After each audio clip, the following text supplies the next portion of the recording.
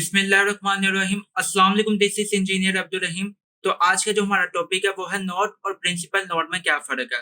तो सबसे पहले हम नोड की डेफिनेशन को देख लेते हैं।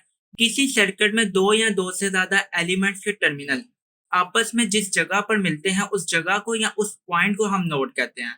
तो एक एग्जांपल से मैं आपको समझाता हूँ कि नोड किसे कहते हैं। फॉर एग्जांपल हमारे पास दो एलिमेंट है, एलिमेंट हम कोई भी ले सकते हैं। लाइक हम एलिमेंट के तौर पर रजिस्टर को ले लेते हैं। तो ये है हमारे पास एलिमेंट 1 और ये है हमारे पास एलिमेंट 2 जो कि दोनों रजिस्टर हैं।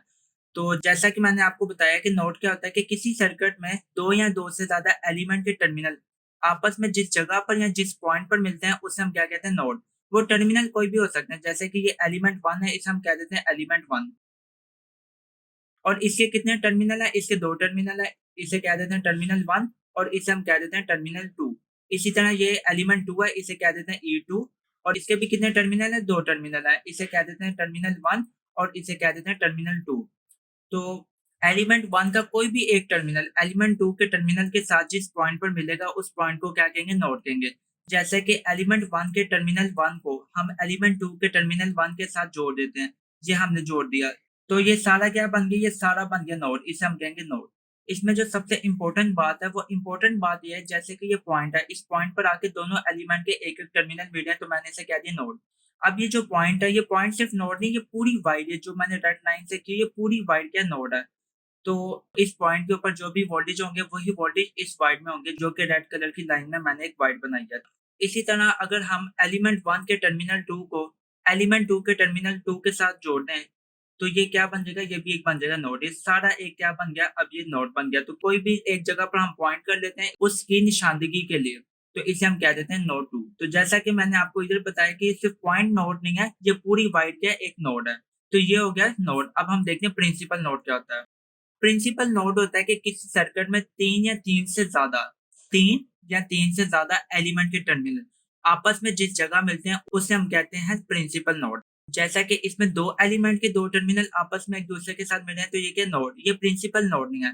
जब 3 या 3 से ज़्यादा एलिमेंट के कोई भी टर्मिनल आपस में एक दूसरे के साथ मिलेंगे, जिस पॉइंट पर वो मिलेंगे उसे क्या कहेंगे? Principal node.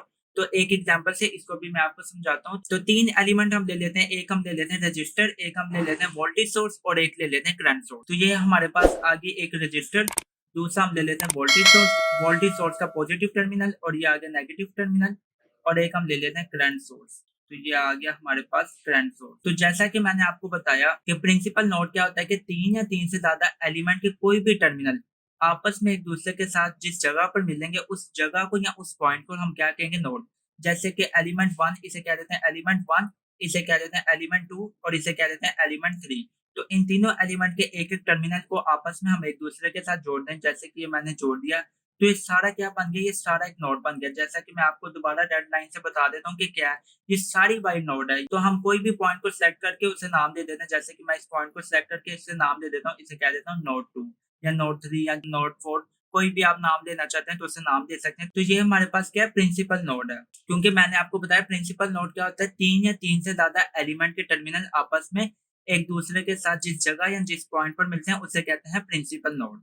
तो मुझे उम्मीद है आपको नोड और प्रिंसिपल नोड में फ़र्क समझ आ चुका होगा। तो अगर आपको ये वीडियो पसंद आई तो प्लीज़ इस वीडियो को लाइक करें, चैनल को सब्सक्राइब करें और बेल के आइकन को प्रेस कर दें।